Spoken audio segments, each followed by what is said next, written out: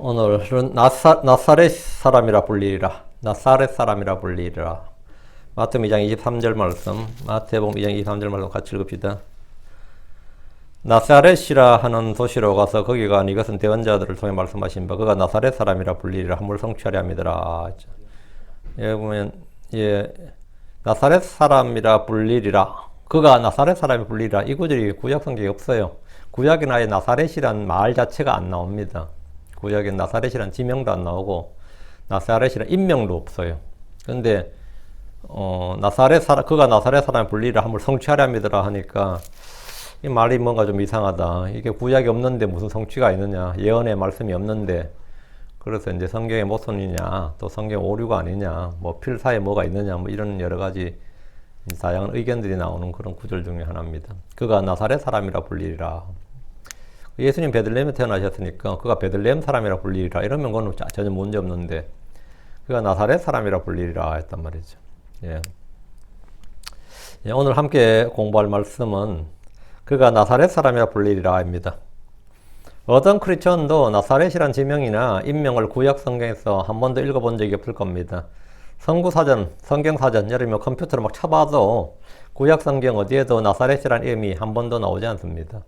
그래서 어떤 이들은 성도 마태가 기록한 이것은 예언자들을 통해 말씀하신 바 그가 나사렛 사람이라 불리리라 함을 성취하려 함이더라. 이 말씀에 근거가 되는 예언의 말씀이었기 때문에 이것은 성경의 모순 또는 오류가 아니냐 이렇게 주장을 합니다. 저도 이 구절을 처음에 읽었을 때 성경 어디에 이 말씀이 있는지 부지런히 찾아본 적이 있습니다. 그럼 뭐 관주를 찾고 각주를 찾아도 없어요. 예언자들을 통해라고 했기 때문에 예언자들을 통해 했잖아요. 예언자 한 명도 아니에요. 들을 통해 했으니까 여러 곳에 있어야 된다는 말인데 예언자들을 통해라고 했기 때문에 한 사람이 아니라 최소 두 사람이죠. 한 사람이면 최소 두 사람, 세 사람 여러 곳에 나사렛이 나와야 되는데 이 관련 말씀이 나와야 되는데 한 번도 찾을 수가 없어서 굉장히 당황했던 기억이 있습니다. 구약 성경에 나사렛이란 도시나 그런 이름을 쓴 사람은 없지만 구약 성경이나 유대인들 사이에 나사렛 사람이란 말은 있습니다. 그게 무슨 말이냐? 나사렛 사람이란 말은 있다고. 나실린이죠. 그게 뭐죠? 나실인. 이걸 풀었으면 우리 인자가 뭐죠? 나실이 나사르고 인이 사람 인자이고 나실인이 나사르 사람입니다. 그가 나사르 사람이라 불리라 이 말은 우리는 지명을 가지고 붙였지만 그가 나실인이다. 그가 나사르 사람이라 이 말은 성경에 익숙한 말이라고요. 그거는 많이 나오는 말이죠. 그게 나실인을 풀었으면 우리가 나실인하고 쓰는 말이 나사르 사람 이 말이면 나사렛 사람 이 말이에요. 민수기 6장 2절에 이스라엘 자손에게 말하고 그들에게 이르라 남자나 여자나 자기를 구별하여 나사르 사람의 서원을 하고 이러면 나사르 사람하고 나오죠. 나사르 사람. 요게 이제 발음이 변하면 나자렛이 되는 겁니다. 나사렛이 되는 거예요. 구약의 히브리어가 신약에서 아람어나 헬라어로 발음될 때는 발음이 변하는데 시간이 그러면 발음은 변하죠. 그 나사르 이게 히브리어는 자음만 있기 때문에 나사르하고 나사렛은 자음이 같아요. 니은 시옷 리을이잖아요. 그렇기 때문에 그 모음은 이제 넣기 달렸으니까 그래서 이 발음이 같습니다. 그래서 우린 여기서 나사르 사람 이런 말을 볼 수 있는데 나사르 사람이란 주께 자신을 거룩히 구별하려고 헌신한 사람입니다. 그가 나사르 사람의 불리리라 이 말은 그가 자신을 온전히 주께 구별하고 거룩히 헌신한 사람 이 말이죠. 예를 들어 삼손은 나사르 사람이었습니다. 그는 나사렛에서 태어난 것도 자란 것도 아닙니다. 삼손은 나사렛하고 상관없어요. 갈릴리 사람이 아니니까 단 지역에 살았잖아요. 하지만 그는 날 때부터 나사르 사람이었습니다. 삼손은 그 출생에서 예수 그리스도의 모형이고 예표인 사람입니다. 삼손은 이스라엘에서 가장 오해와 멸시와 모욕을 받았던 하나님의 사람, 하나님의 사사 예언자였습니다. 삼손이 필리스틴 딸들 중 한 명을 아내로 취하겠다고 했을 때 그의 아버지마저 아들 삼손을 책망하고 반대했습니다. 이스라엘 중에서 삼손이 하는 일이 하나님의 계획이고 하나님의 뜻이란 사실을 알고 지지하고 응원을 보내주는 사람, 이해하는 사람은 아무도 없었습니다. 사사기 14장 4절에 그러나 그의 아버지와 어머니는 그것이 주에게서 나왔음을 알지 못하였고 그 삼손이 필리스틴 여자를 아내로 취하겠다. 이 일은 뭐라고요?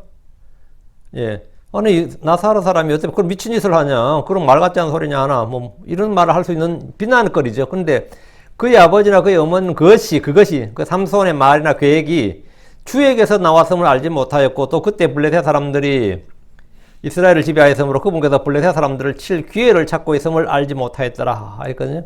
이 블레셋이 필리스틴이죠. 필리스틴 사람들이 이스라엘을 지배하였으므로 그분께서 필리스틴 사람들을 칠 기회를 찾고 있음을 알지 못하였더라. 당연히 알지 못했죠. 그건 삼손에게만 계시되었으니까. 삼손은 오해와 비난과 멸시를 받아가면서 이 주의 일을 한 거였어요. 주 예수 그리스도께서도 그분이 하는 이 일에 대해서 사람들에게, 또 고향 사람들은 물론이고 가족들에게조차 지지를 받지 못했습니다. 그분은 자기 아버지나 자기 어머니나 형제들에게 배척을 받고 오해와 모욕을 받았습니다.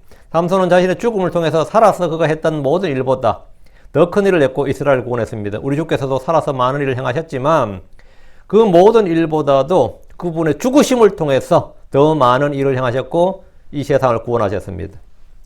삼손이 나사렛 사람인 것으로 불렸듯이 주 예수님 역시 나사렛 사람이라고 불리셨습니다. 이게 첫 번째 의미예요. 예수님께서 나사렛 사람이라고 불린 것은 갈릴리 나사렛이란 동네에서 자라나셨기 때문입니다. 저보고 뭐 경상도 사람 이런 말 하거든요. 그러면 제가 경상 태어났다는 뜻이거든요. 그럼 경상도 어디 그러거든요. 그럼 어디 이렇게 말하죠. 제가 군이면 군이 사람 이래 되거든요. 이런 식이에요. 그러면 밀양은 밀양 사람, 합천은 합천 사람, 그 사람 부산 사람이야 부산 사람, 서울 사람이야 서울 사람 이런 게 있잖아요. 북한은 북한 사람, 그 이북 사람이야. 이런 거 이제 지역을 붙이는 거 굉장히 어느 나라나 다 있는데 예수님께서 나사렛 사람 할 때는 아니면 갈릴리 사람은 갈릴리 어디? 갈릴리 나사렛 이래야 되는 거죠. 그 나사렛 사람 불린 것은 갈릴리 나사렛이라는 동네에서 자라나셨기 때문입니다. 태어나셨기 때문이 아니라 자라셨기 때문입니다. 구약의 예언자들이 그분이 나사렛 사람이라고 불린다고 예언했기 때문에 그분이 나사렛에 살게 된 것이 아닙니다. 그분이 나사렛에 사셨기 때문에 나사렛 사람이라고 불리셨습니다. 예수님은 다윗의 도시 베들레헴에서 태어나셨습니다. 이것은 기록된 예언의 말씀입니다. 그렇다면 베들레헴 사람이라고 불려야 할 것 같지만 그분은 자라난 곳을 따라서 사람들에게 나사렛 사람이라고 불리셨습니다. 나사렛 사람. 그 예수님도 하늘에 가셔도 나는 네가 핍박하는 나사렛 예수니라 이랬거든요. 그러니까 히브리어의 이 나사렛과 발음이 같은 게 아까 나사르 사람을 때 나사르 그게 있었다 그랬죠. 이번에 나체르라는 아들, 자손이라는 뜻이에요. 선이 나체르, 또 나차르 하면 keep, 준수하다. 이런 게, 나체르, 나차란 말이 있는데, 이 단어, 나체르, 나차르가 바벨론 포로기 이후에 세월이 흐르면서 발음이 나사렛이란 발음으로 정착이 됩니다. 옛날엔 나차르 했는데, 나사렛으로. 말은 세월이 흐르면서 표기나 발음이 바뀌는 일은 허다합니다. 이사야 11장 1절에 이시의 줄기에서 한 막대기가 나며 그의 뿌리에서 한 가지가 나서 자랄 것이요. 그의 뿌리에서 한 가지가 나서 자랄 것일 때 이 가지가 뭐냐면 이시의 줄기에서 한 막대기, 그의 뿌리에서 한 가지가 나서 자라날 때 이 가지란 뜻을 지닌 말이 히브리어로 네제르입니다. 네제르. 이것을 아람어로 헬라어 발음을 하면 아람어나 헬라어 발음을 하면 나자레네가 돼요. 나자레네는 나사렛 사람과 같은 글자 같은 발음입니다. 주 예수님께서 이시의 줄기, 뿌리에서 나온 한 가지이기 때문에 나사렛 사람 이 말은 뭐냐면 그 줄기인 사람 이런 말입니다. 줄기인 사람. 그 말 뭐냐? 그의 뿌리에서 한 가지가 난 그 가지인 사람. 거기에 나사르 사람 분리를 할 때 나사르 사람은 이 나사렛 사람 이런 뜻이에요. 히브리어는 자음만으로 되어 있습니다. 그러다 같은 단어도 발음은 다양하게 될 수 있습니다. 나사렛이란 단어는 그중 하나인데 나사르 사람이란 나실이란 뜻이 하나 있고요. 시편 2, 3편에 나오는 주의 막대기에서 막대기 있죠. 주의 막대기 할 때 막대기. 그리고 이사야 11장에 나오는 가지가 모두 같은 자음을 사용합니다. 그래서 나사렛 사람 이 말은 하나님께 구별된 사람, 이스라엘 인도하는 선한 목자의 막대기, 그리고 이시의 뿔에 나는 한 가지란 뜻입니다. 그래서 예언자들이 말한 바 할 때 이 말한 바의 세 사람이 되는 세 곳이 나오는 거죠. 그 성경이 모순이 아닌 것은 마태가 지금 본문 2, 3절 다시 보세요. 예언자들이 기록되어서 which was written 이게 아니고 as it was written 이게 아니고 본문이 뭐예요? 기록되어서되라고 이 성경에 기록되어 있지 않고 뭐라 되어 있어요? 이것은 예언자들을 통해 기록되어서되 아니고 뭐죠? 이것은 예언자들을 통해 말씀하신 바죠. which was spoken by the prophets. 예언자들에 의해 말해진 바, 예언자들이 말한 바, 말씀하신 바예요. 그가 나사렛 사람의 분리함을 성취하랍니다. 예수님께서 나사렛 사람이라고 한 것은 예언서들에 기록된 것이 아니라 예언자들이 그렇게 말했다는 겁니다. 이건 구전이다 이 말이에요. 이거는 리튼이 아니라 오럴이다 이 말이에요. 예수님이 나사렛 사람에 불렸다는 것은 그분이 천시와 멸시를 받을 것이라는 뜻입니다. 예수님의 비천한 탄생과 자라남은 이사야 11장 2절, 53장 2절에 예언되어 있습니다. 요셉이 이집트에서 그리스도를 데리고 나사렛에 살기로 결정한 것은 헤롯이 당시 헤롯이 두려워서 한 결정이었지만 이로 인해서 예언자들이 말한 예언들이 성취되었습니다. 주의 말씀은 주께서 말씀하신 그대로 정확하게 성취됩니다. 자, 본문을 보겠습니다. 16절입니다. 그때 헤롯은 자기가 지혜자들에게 우롱당한 줄을 알자 심히 노하였고 사람을 보내 그가 지혜자들에게 부지런히 물었던 시각에 따라 베들레헴과 그것의 모든 지경 내에 있던 2살부터 그 아래의 모든 아이들을 죽였더라. 헤롯은 지혜자들이 자기에게 돌아와서 그분이 어디에 계신지 누구인지 전혀 알려주지 않고 다른 길로 자기 나라로 가버렸습니다. 한마디로 런어웨이 한 거죠. 헤롯 입장에서는 도망간 걸로 보이는 거죠. 그래서 우롱당한 것으로 알았습니다. 그래서 왕이 간절히 부지런히 묻고 부탁을 했는데 말이죠. 알리지도 않고 가버렸단 말이죠. 완전히 개무시당한 느낌이란 말이에요. 우롱당한 줄 알고 이 말이에요. 우롱당한. 그때 헤롯은 자기가 지혜자들에게 우롱당한 줄 알았다고 했는데 이는 왕으로서 느끼는 심한 모욕감을 말하는 겁니다. 그는 그들에게 부지런히 묻고 부탁했습니다. 그런데 헤롯 왕의 말을 들은 헤롯 왕의 부탁, 헤롯 왕의 그 간청, 그 말은 그 지혜자들에게 완전히 무시되었습니다. 하나님께서는 사람을 외모로 취하지 않으시고 외모를 존중하지 않으십니다. 헤롯은 유대인의 왕으로서 지혜자들에게 무시받고 우롱당했다고 분노했지만 하나님께서 동쪽에서 온 지혜자들을 통해서 그를 완전히 무시하신 것은 당연한 일입니다. 사람이 하나님을 무시하면 하나님 그 사람을 무시하십니다. 헤롯은 자기가 지혜자들에게 우롱당한 줄 알자 심히 분노했습니다. 분노는 그의 반응입니다. 헤롯은 즉시 행동을 개시했습니다. 액션이 시작된 거예요.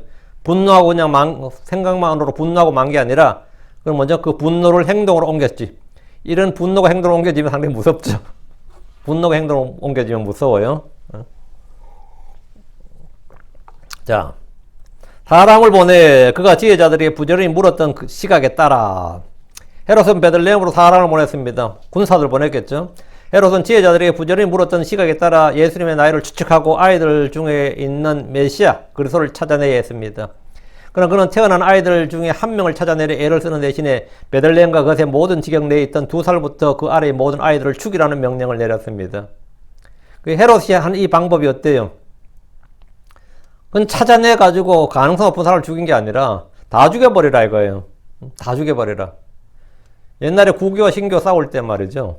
프랑스에서 군대를 보냈어요. 교황이. 그 마을에 이제 그 찾아내서 이제 교황에게 덤벼드는 놈들 잡아 죽여야 되는데 대장한테 주교가 뭐라고 했잖아요. 다 죽여라 그랬어요. 응?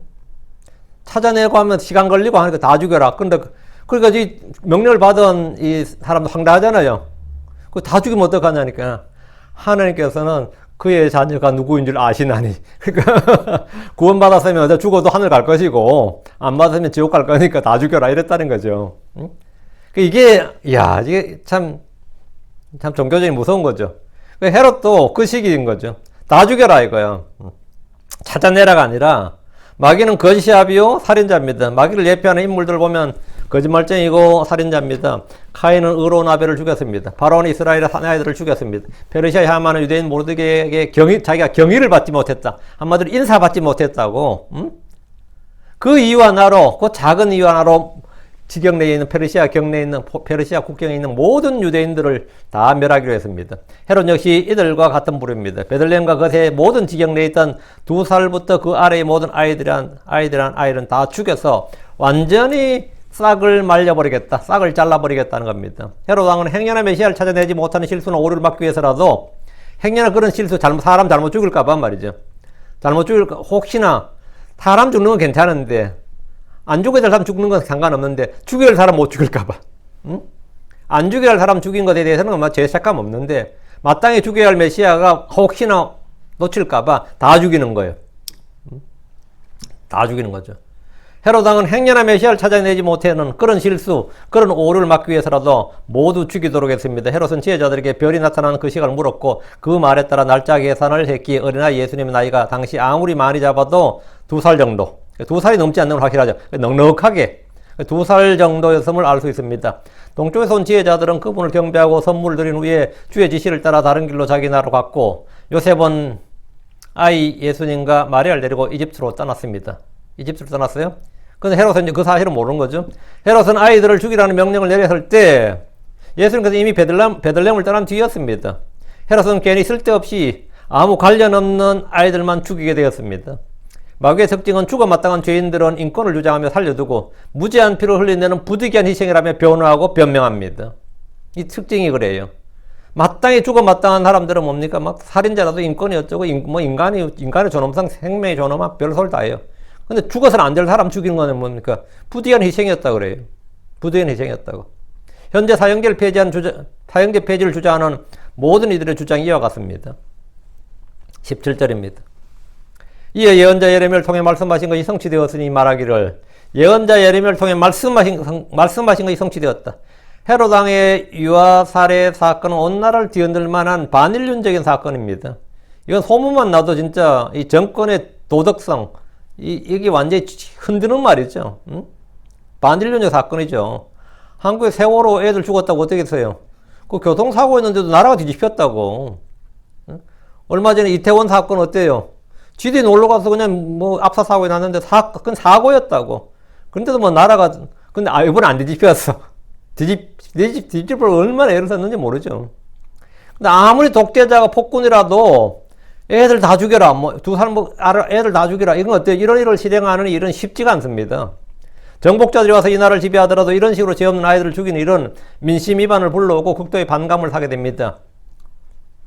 제가 미국 오자마자 했는데 저 엄청 놀랐던 일이 있었어요. 제가 미국 오자마자 바로 한국에서 터진 일이에요. 그게 뭐냐면 2002년 월드컵 때입니다. 그것도.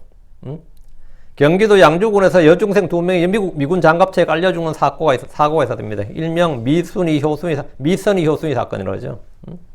결론은 과실치사로 단순 교통사고였습니다. 사고가 난 도로의 폭이 3.3m 정도인데 반해서 사고 차량이 3.65m였어요.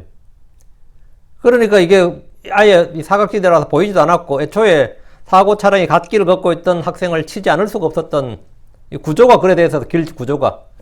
이 사고는 미군 입장에서는 고의적이지도 않았고 훈련 중에 생긴 교통사고로 보고 있었지만 일로 한국 완전히 들끓었습니다. 그리고 반미 시위가 엄청나게 일어났습니다.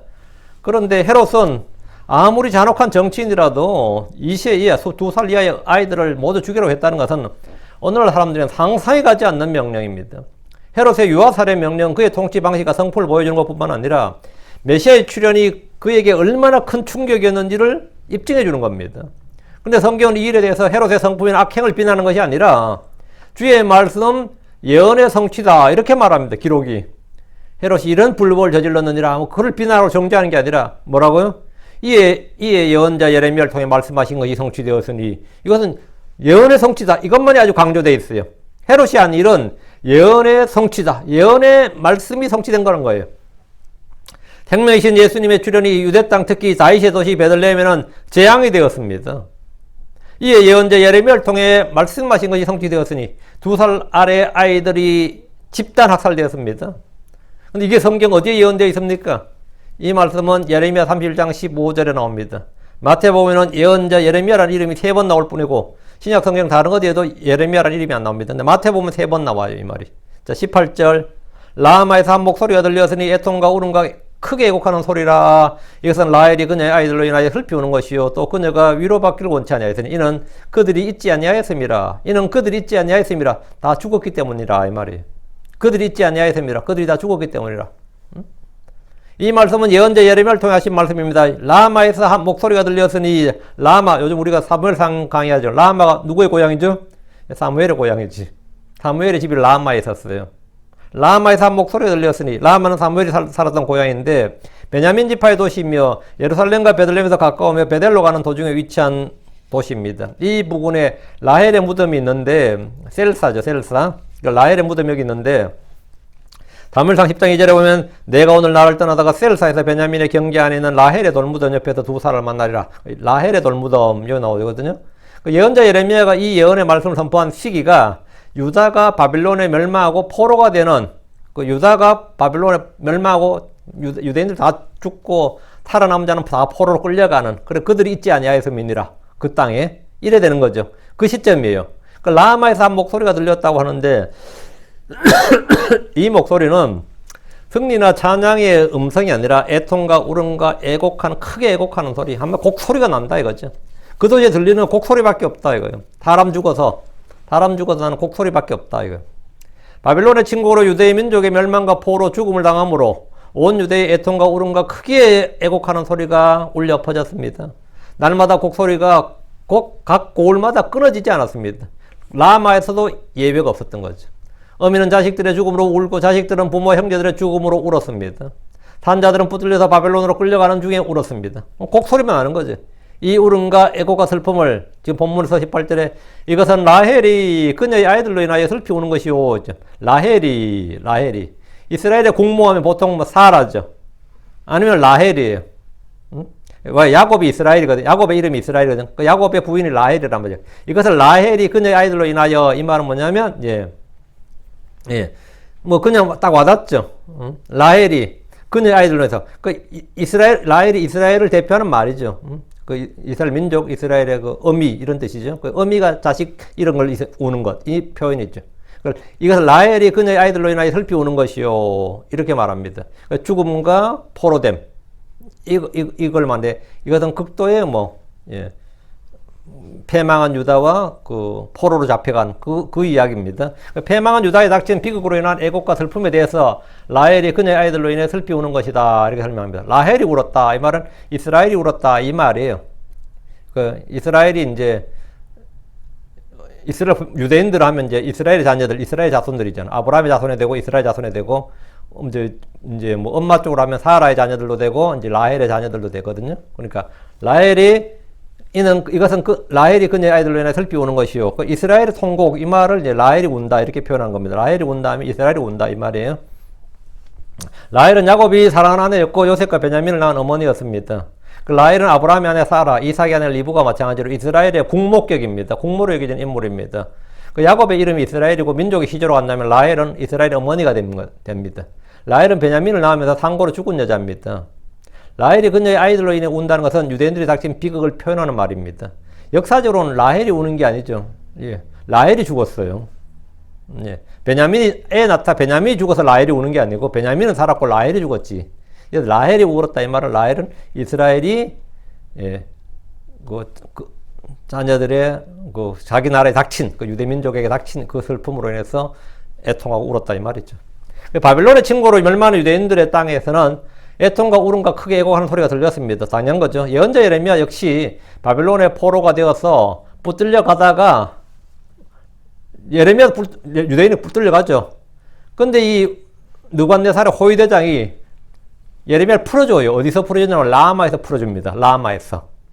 예레미야 4장 1절에 호위대장 느부사라다니 예레미야를 붙잡아 예루살렘과 유대에서 포로가 되어 끌려간 사람들과 포로가 되어 바벨론으로 끌려간 모든 사람들 가운데 두고 사슬로 묶었다가 라마에서 풀어준 뒤에 주로부터 예레미야에게 임한 말씀이라.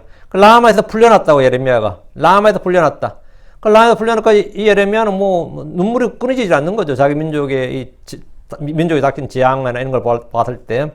라헬은 라마에서 베들레헴으로 가는 도중에 베냐민을 낳다가 상고로 죽었는데 이것을 베들레헴에서 예수님으로 인해 죽어가는 아이들에 비유하고 있습니다. 인용된 예레미야 말씀은 예레미야 31장 15절입니다. 주가 이같이 말하노라 라마에서 애통하여 몹시 슬피 우는 소리가 들렸는데 이것은 라헬이 자기 아이들로 인하여 슬피 우는 것이라 그들이 잊지 아니하므로 그녀가 자기 아이들로 인하여 위로받길 거절하였도다. 성령께서는 마태를 통해 이 구절이 바벨론의 포로의 비극과 슬픔에 대한 예언일 뿐 아니라 멀리 그리스도의 탄생으로 인해 죽는 아이들로 인해 겪는 슬픔에 관한 예언임을 밝혀주고 있습니다. 구약의 이런 예언은 신약의 조명 없이는 결코 이해할 수 없습니다. 지금도 구약 성경을 부정하는 연구하는 유대인들이 많지만 그들은 예레미야 31장 15절을 읽을 때 그리스도의 탄생으로 인해 죽임을 당하는 베들레헴 아이들, 유대의 아이들에 관한 말씀이라는 것은 전혀 알지 못합니다. 알 수가 없습니다. 신약은 구약을 통해서 조명이 되고 구약은 신약에 의해서 계시가 됩니다. 전에는 유대인들이 바벨론에 죽임을 당했고 지금은 에돔 사람 헤롯 왕에 의해서 죽임을 당합니다. 라헬이 자기 아이들로 인하여 슬피 운다는 것은 역사적으로는 바벨론, 예언적으로는 그리스도로 인해 죽는 유다 베들레헴의 비극에 관한 것입니다. 그래서 거기서 곳곳에 우는 소리가 통곡이지 우는 소리가 집집마다 우는 소리 들리죠. 그것이 이제 뭐냐면 라헬이 우는 것이다 이렇게 말한 겁니다. 31장 10 다시 그들이 잊지 아니하므로 그녀가 자기 아이들로 인하여 위로받길 거절하였도다. 그들이 있지 아니하므로, 이 말은 일상의 표현대로 하면 그들이 없어졌으므로, 그들이 죽었으므로, 그들이 붙잡혀갔으므로 이 말입니다. 오늘 시골에서 사람이 없는 것은 일자리를 찾아서 도시로 떠났기 때문입니다. 그렇죠? 요즘 우크라이나에 사람이 없다잖아요. 청년이 없다. 남자 외에. 뭐 계속 징집 명령이 계속 떨어지니까 2년 정도 전쟁하니까, 근데 올 2024년에는 50만 명을 다시 징집한다잖아요. 그러니까 50만 명 다시 징집한다 그러니까 장애인들도 나와야 되는 거예요. 장애인까지도. 그러니까 이건 이제 자기들도 처음에 아마 애국심으로 끌었지만 2년 전쟁이 한 2년 넘어가니까 이게 아닌 거지. 50만 명 끌어 차출해버리면요. 그래서 지금 현재 인구 200만 명 줄었다 그러거든. 이번 전쟁으로 지금 현재. 50만 명 해버리면 이 30대는 그냥 끝장나는 거죠. 그 앞으로 나라가 뭐 진짜 좀 존립 위기에 놓이는 거예요. 그만큼 죽어나가면. 그게 뭐냐면 없어졌으므로, 있지 아니함으로 한 뜻이에요. 근데 이스라엘은 왜 없어진 거예요? 그것도 완전 전쟁이죠. 바빌론과의 전쟁 때문이지.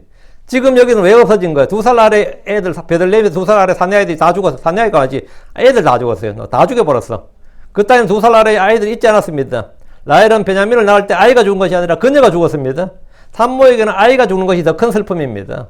그 예전 창세기에 라마에서 들렸던 애곡 소리는 라헬의 울음소리가 아니라 라헬의 죽음으로 들리는 애곡. 오히려 야곱이 울었지, 그때는. 마누라가 죽었으니까. 그 슬픔이었어요. 그러나 지금 들리는 것은 아이들의 죽음으로 인해 들리는 애곡이다, 이 말이에요. 지금은, 그때 라헬이 안 울었죠. 지금은 아이들의 죽음으로 해서 라헬이 운다. 라헬은 아니, 그냥 이스라엘을 말하는 겁니다. 예. 다시 8절. 그녀가 자기 아이들로 인하여 위로받길 거절하였도다. 했는데, 이런 때는 누가 무엇으로 위로해 줄 수 없고, 위로받고자 하지 않습니다. 그냥 울도록 내버려 둬야 됩니다. 라헬이 자기 아이들로 인해 위로받길 거절했다는 것은 그녀에게 고난과 슬픔을 고스란히 감내할 수밖에 없다는 겁니다. 당시 이 일로 유대인들은 헤롯을 대적하여 폭동을 일으킨 것도 아니고 정권 퇴진 운동을 한 것도 아닙니다. 예수의 탄생이라는 소식은 동쪽에서 온 현자들 외에는 그 누구에도 큰 기쁨에 좋은 소식이 아니었습니다. 예루살렘 사람들은 헤롯과 더불어 소동을 했고 트러블이 있었고, 베들레헴 사람들에게는 애곡이 있었습니다. 메시아의 탄생과 출현 사이에 30년의 긴 세월이 필요합니다.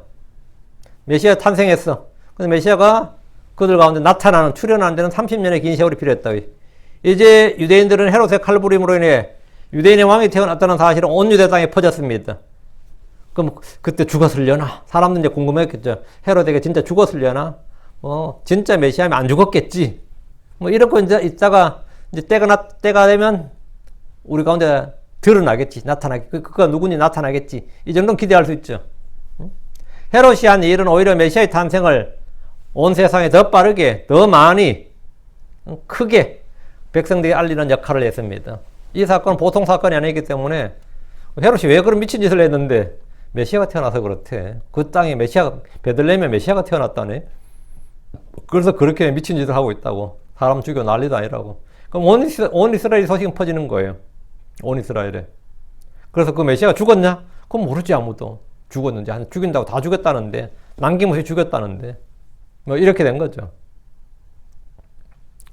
그러고 나서 이제 세월이 흐르면 어때죠? 3년, 4년, 5년 흐르면 잠잠해지죠. 잠잠해지지 뭐.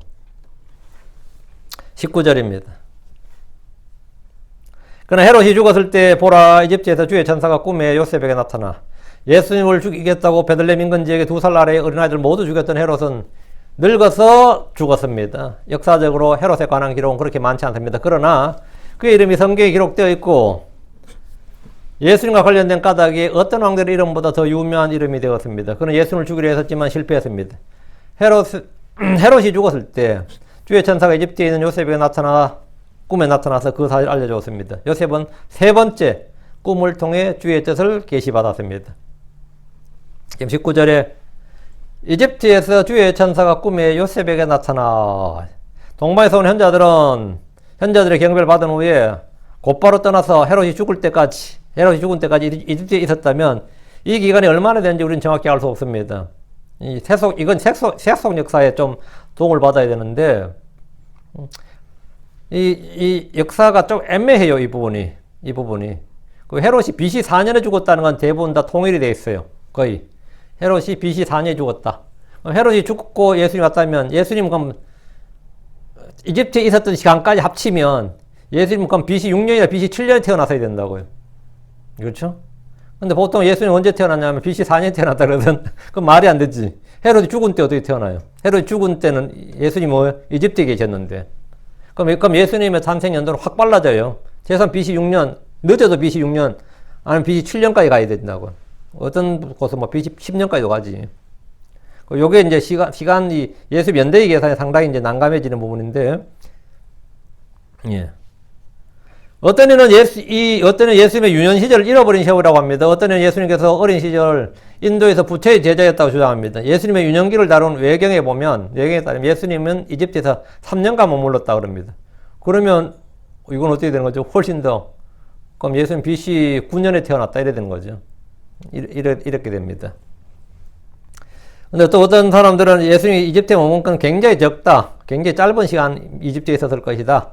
이렇게 하는데 하여튼 헤롯이 죽은 BC 4년은 공통이에요. 그거는 거의 확정되어 있습니다. 그렇다면 예수님 탄생 시기는 BC 4년 이전이다. 이거는 분명한 거죠. 예수님이 예수님 이집트에 오래 머물지 않았던 것은 분명한 사실입니다. 예수님의 생명을 노리던 헤롯이 죽었을 때 주의 천사는 이집트에 있는 요셉에게 꿈에 나타나 이 사실을 알려줬습니다. 20절입니다. 말하기를 일어나라. 그리고 그 어린아이와 그의 어머니를 데리고 이스라엘 땅으로 들어가라. 이는 그 어린아이의 생명을 찾던 자들이 죽었습니다. 요셉은 주의 천사의 지시로 이집트로 왔고 주의 천사의 지시로 이제 이집트를 떠났습니다. 일어나라. 그리고 그 어린아이와 그의 어머니를 데리고 이스라엘 땅으로 들어가라. 이스라엘 땅으로 들어가라. 성경은 이것을 마태복음 2장 15절의 말씀인 이집트에서 내가 내 아들을 불러내었노라. 이 예언의 성취라고 합니다. 주께서 이집트에서 나오시는 것은 역사적으로 출애굽을, 예언적으로는 성도들이 이 땅을 떠나는 휴거를 예표합니다. 주의 천사는 요셉이 이집트를 떠나서 이스라엘 땅으로 가라고만 함으로써 구체적인 도시를 말해주지 않았습니다. 구체적으로 도시를. 일반적이라면 그분이 태어나신 베들레헴이나 성전에 있는 예루살렘의 터를 잡는 것이 상식적입니다. 예수님이 그러소니까. 그렇죠? 유대인 왕을 태어나시고 다윗의 아들이니까 당연히 베들레헴이나 최소한 예루살렘에 있어야 되는데 무엇보다 예수님은 유다 지파시고 다윗의 아들입니다. 그렇다면 요셉은 거주지를 정할 때 별로 고민할 필요가 없을 겁니다. 그러나 그의 선택은 어디였냐? 나사렛이었습니다. 나사렛이었어요. 이제 예수님의 생명을 찾던 자들이 죽었기 때문에 이스라엘로 돌아가는 건 안전합니다. 21절. 근데 왜 나사렛을 선택했느냐? 이게 나오죠.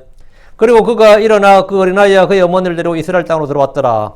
요셉은 주의 천사의 지시를 받자 일어나서 그 어린아이 예수님과 그의 어머니를 데리고 이스라엘 땅으로 들어왔습니다. 요셉은 의로운 사람이라고 했는데 성경을 보면 주의 말씀을 믿을 뿐 아니라 언제나 말씀에 지체 없이 순종하는 장면을 볼 수 있습니다. 그는 즉각적인 순종의 사람이었습니다. 22절. 그러나 아켈라오가 그의 아버지 헤롯의 자리에 올라 유대에서 통치한다는 걸 그가 듣고는 거기로 가기를 두려워했더라. 그래도 불구하고 그가 꿈에 하나님으로부터 경고를 받았기에 돌이켜 갈릴리 지방으로 들어갔더라. 왜냐면 헤롯이 죽자, 헤롯 대제죠. 헤롯이 죽자, 헤롯은 그의 아들 셋에게 땅을 나누어 주고 통치하겠습니다. 유대와 사마리아 이두메 땅은 헤롯 아켈레오가 통치했습니다. 아켈레오는 성정이 잔인한 사람으로 유명했습니다. 요셉은 아켈레오가 그의 아버지 헤롯의 자리에 올라서 유대에서 통치한다는 걸 듣고는 유대로 가서 정착을 포기했습니다. 사마리아도 안 되죠. 아켈레오 통치한 지역이니까. 예. 또 사마리아 땅은 유대인들이 멀리하는 지역이고 피하는 사마리아 사람들 아주 상종을 안 했단 말이죠. 피하는 땅이기 때문에 당연히 거주지에서 제외됩니다. 그럼 아켈라오가 다스리지 않는 이스라엘 땅이 갈릴리 지역이에요. 갈릴리 지역은 누구냐? 헤롯 안디바가 다스렸습니다. 그러니까 아켈레오가 무서운 거지. 안디바가 무서운 게 아니라 아켈레오는 무섭고 이스라엘 땅으로 가라고 하니까 이제 정치적 문제가 있는 거죠. 우리도 이제 미국 어디 가서 살고 싶냐? 지금 제가 캘리포니아 살지만 솔직히 살고 싶다면 민주당이 득세하는 지역은 가기 싫거든. 민주당 정치인들이 득세하는 지역은 가기 싫거든요. 그나마 그놈이 그놈이지만 솔직히 샌프란시스코 같은 데 솔직히 가기 싫다고 마약 천국이다 이런 거 있잖아요. 그와 같이 이 아켈레오가 다스리는 지역은 두려워서 못 가고 아켈레오가 안 다스린 지역을 가려니까 어디 갈릴리밖에 없는 거죠. 왜? 유다 사마리아 갈릴리인데 유다 사마리아는 누구예요? 아켈레오가 다스린다잖아. 갈릴리 지역은 헤롯 안디바가 다스렸어요. 갈릴리 베레아의 4분 영주, 분봉왕이라고 그러죠. 4분 영주는 헤롯 안디바였는데 예수님께서 저 여우 할 때 그 여우라고 불렀던 그 헤롯이 안디바입니다. 그는 이복 형제인 빌립의 아내와 결혼하면 헤롯 빌립입니다. 이복 형제인 헤롯 빌립. 빌립의 아내와 결혼함으로 침례자 요한의 책망을 듣자 그를 감옥에 가두었고 그를 죽였습니다. 헤롯 안디바입니다. 훗날 예수님을 신문하게 됐던 왕입니다. 우리는 이미 앞서 성경에 나오는 여러 헤롯을 다룬 적이 있습니다. 헤롯 대왕이 있었고, 헤롯 아켈라오, 헤롯 안디바, 헤롯 빌립, 헤롯 아그리빠. 헤롯 아그리빠는 1세, 2세가 있어요. 헤롯 아그리빠 1세가 야곱을 죽였어요. 헤롯 아그리빠 2세가 사도 바울을 재판했던, 신문했던 사람이고, 우리 뭐 구분 없이 그냥 헤롯 쓰는데, 헤롯이라고 쓰는데, 본문에 아켈레오하고 이름이 딱 나오죠. 아켈레오라고 이름이 딱 밝혀져 있으니까, 요셉은 아켈레오가 다스리는 곳으로 가는 걸 두려워했습니다. 그렇다고 이스라엘 땅으로 안 갈 수는 없는 거죠. 그냥 난 계속 이집트에 살래 이럴 수는 없는 거잖아요. 그러나 불구하고 두려웠지만 말이죠. 그가 꿈에 하나님으로부터 경고를 받았기에 하나님 경고를 하시니까 가라 하니까 가야죠. 주의 전사가 이스라엘 땅으로 가라고 하셨기 때문에 가는 것은 가지만 아켈레오를 피해서 갈릴리 지방으로 갔습니다. 돌이켜 갈릴리 지방으로 들어갔더라. 이 말은 본래는 베들레헴 들어오려고 했다가 유다로 오려고 했다가 돌이켜서 갔다 이거죠. 근데 생각해 보세요. 이집트는 제일 남단이에요. 이스라엘 밑이잖아. 이집트 남쪽이 유다하고 이집트는 가까워요. 유다 땅이 제일 남쪽이니까. 유다 땅이 많은데 그냥 거기서 멈추지 않고 계속 가버린 거죠. 북쪽으로. 북쪽이 갈릴리란 말이죠. 갈릴리로 계속 멈추지 않고 계속 간 거죠. 돌이켜 갈릴리 지방으로 들어갔더라. 그 말은 뭐냐면 베들레헴이나 예루살렘 쪽으로 가다가 방향을 틀어서 갈릴리 지방으로 갔다 이 말입니다. 그래서 이 말은 유대에서 가능한 먼 지역으로 헤롯 안디바가 통치한 지역으로 갔다 이 말입니다. 요셉이 남자에게 베들레헴으로 가서 살았다면 그분은 나사렛 사람이라고 멸시를 받거나 나사렛 출신이라는 이유로 배척을 받는 일은 없었을 겁니다. 유대인들이 예수님을 그리스도로 믿는데 가장 큰 걸림돌이 뭐냐? 그가 나사렛 사람이란 겁니다. 그가 나사렛 사람이란 거예요. 그 요셉이 조금만 용기를 냈더라면 사실은 이 복음 전파의 걸림돌이 상당히 제거될 뻔했어요. 이 나사렛 사람이란 것은 성경 제대로 아는 사람에게는 상당히 이거는 예수를 그리스도를 믿을 수 없는 요소예요. 왜? 자기는 성경 아는데 예수는 나사렛에서 그 메시아가 나올 수가 없거든요. 난 나사렛 사람 아니고 베들레헴 태어났다고 맨날 떠들고 다녀야 되는 그런 판국이었던 거죠. 그분은 베들레헴에서 태어나셨지만 대부분의 사람들은 그가 나사렛에서 나고 자란 줄로 알았습니다. 이것은 성경의 예언과 맞지 않았기 때문에 성경을 조금만 아는 유대인들은 차마 그분이 아무리 표적을 많이 일으키고 능력 있는 일을 해도 그분이 그리스도라고 믿거나 영접한 일, 받아들인 일은 실족하게는 돌이고 걸림돌이 되었습니다. 그 사람을 두려워했던 그 요셉이 사람을 두려워했던 거죠. 아킬라 물론 무서운 사람 맞는데 사람을 두려워함으로써 참 자기도 올무에 걸렸고 많은 사람을 올무에 걸리게 한 사건입니다. 그냥 담대하게 용기를 내서 베들레헴에 거주했더라면 최소한 이 문제 하나는 확실하게 해결됐던 거죠. 23절입니다. 여러분 복음서 읽다 보면 두고두고 나오는 게 뭡니까? 나사렛. 그리고 그가 나사렛이라 불리는 도시로 와서 거주하였더라. 이것은 예언자를 통해 말씀하신 바 그가 나사렛 사람의 불리라 함을 성취하려 함이더라. 요셉은 갈릴리 지역의 나사렛이라 불리는 도시로 와서 거주했습니다. 갈릴리가 유대 땅에서는 북부 변방이고 그리 알려진 도시가 아닙니다. 나사렛이라 불리는 도시라고 했는데 이 도시는 구약 성경에서 한 번도 등장하지 않는 도시입니다. 성경에는 유서 깊은 많은 도시들이 나오지만 어디에서도 나사렛이란 도시는 나오지 않습니다. 이집트에서 유다 지역은 거리상 가깝습니다. 그러나 나사렛은 이집트에서 지역적으로 상당히 먼 곳입니다. 요셉은 아이를 키우기에 가장 안전한 장소를 찾은 것으로 보입니다. 성경은 나사렛에 거주하게 된 이 일을 예언의 성취라고 합니다. 그가 나사렛 사람이라 불리려 함을 성취하려 함이더라. 이 구절은 어떤 이들에게 성경의 모순 또는 오류처럼 보입니다. 구약 성경의 기록된 예언이 없는데 왜 성취라고 하느냐 이 말입니다. 그가 나사렛 사람 불리더라. 이 말은 가만히 있으면 예수님 나사렛 사람 안 불리죠. 나사렛에 자랐으니까 나사렛 사람 불리는데 본래 의미는 뭐냐면 나사렛 사람 이 의미예요. 근데 동네가 나사렛 사람이라 보니까 나사렛 사람 하다니까 저쪽에 뭡니까? 예. 이 예언의 말씀이 그냥 그 예언자들이 말한 것, 말한 것이 성취가 됐다 이 말이에요. 나사렛 사람이란 말이 성취가 됐다 이거예요.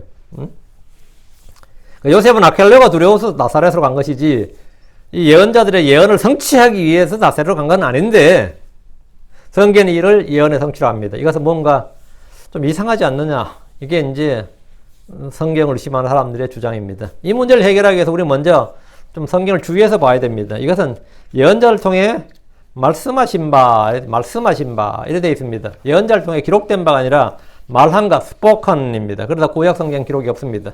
예언자들은 나사렛이라는 도시를 말한 것이 아니라 나사르 사람, 그 나사렛 사람에 대해서 말했습니다. 예수는 당연히 나사렛 사람, 나사르 사람입니다. 근데 그걸 어떻게 예언을 성취하느냐? 나사렛 사니까 자동으로 그렇게 나사렛 사람이라고 칭호가 붙어버린 겁니다. 그렇지 않았으면 사람은 아무도 그 사람 나사렛 사람 안 했겠죠. 구약의 나사르 사람이 나사렛 사람입니다. 예수는 가장 완벽한 나사르 사람입니다. 그분은 주의 성령으로 태어나셨고 죄가 없는 분이십니다. 그분은 거룩하시고 해가 없으시고 더러움이 없으신 분입니다. 그분께서는 죄를 짓지 않으시고 입에 교활함도 없으십니다. 비뚤어짐도 없으십니다. 어둠도 없습니다. 그분은 주께 완전히 헌신된 나사르 사람입니다. 나사르 사람을 아람어 헬라어로 표기하고 발음하면 나사렛 사람이 됩니다. 시편 23편에 나오는 주의 막대기, 이사야 11장 1절에 이새 뿌리에서 나온 한 가지의 표기가 네제르입니다. 이걸 아람어 헬라어로 발음하면 나자레네가 되고 우리 한국식으로 하면 나사렛이 됩니다. 나자레는 나사렛과 같은 글자고 같은 발음입니다. 주 예수님께서는 이시의 줄기, 뿌리에서 나온 한 가지이시기 때문에 나사렛 사람 맞습니다. 근데 나사렛에서 태어나니까 계속해서 그 사람을 나사렛 사람 하는데 성경적으로는 그들이 성경에서 말한 바로 그 사람이 되어버린 겁니다. 히브리어는 자음으로 되어 있습니다. 그래서 같은 단어도 발음은 다양하게 될 수 있습니다. 그래서 예언이 성취됐다는 겁니다. 이렇게 예언이 성취됐다. 하나님께서 예언을 성취하는 방법이 어때요? 우리가 너무 예상하지 못하는 생각도 상상도 못하는 방식으로 주의 말씀이 성취되었다. 이렇게. 그러니까 이것이 하나님의 지혜입니다. 때로는 우리가 어떻게 하는데 이미 주의 말씀은 우리 가운데 이루어지고 있고 성취되는 예들이 많이 있습니다. 우리는 말씀을 그냥 신뢰하는 겁니다. 오늘 여기까지. 그가 나사렛 사람이라 불리리라. 예수님은 나사렛 사람이라 불렸습니다. 예. 여기까지 기도하겠습니다. 위대하고 거룩한 주 안에 감사합니다. 하나님께서 은혜 주셔서 참으로 이 땅에 우리 주 예수 그리스도를 허락해 주셔서 참으로 우리의 죄를 구원하시고 우리의 죄를 씻어주시고 우리를 죄로부터 구원하시고 모든 불법을 제거하시고 아버지 하나님께서 죄를 의롭고 거룩하게 해주셔서 감사합니다. 아버지 죄를 정결하게 해주시고 주의 피로를 씻음 받게 해주셔서 감사합니다. 전능하신 주 하나님, 저희를 하여금 계속해서 신뢰의 말씀을 공급해 주시고 또 성령의 조명 아래 있게 해주시고 성령의 인도함을 받도록 인도해 주십시오. 저에게 힘을 다하여 주시길 원합니다. 마음 가운데 참된 평안과 기쁨이 있게 해주십시오. 전능의 주 하나님, 말씀 읽는 기쁨, 또 말씀 깨닫는 즐거움이 늘 차고 넘치게 해주시고 늘 성령 충만함을 경험하게 하여 주시고 성령의 열매 맺는 성도를 되도록 도와주시길 권고합니다. 특별히 이 말씀 집내교회 성도를 기억해 주시고 또 이 말씀을 듣는 모든 분들에게 크신 은혜와 복을 내려 주십시오. 아버지 하나님, 그분이 나사렛 사람을 불린 것처럼 아버지 저희도 주님께 완전히 헌신된 하나님의 사람으로 좋은 평판을 받도록 믿음의 좋은 평판을 받고 부끄러울 것이 없는 일꾼 신실한 청지기로 인정받게 하시고 나타나게 해 주십시오. 감사드립니다. 주의 성기도합니다. 아멘. 아멘.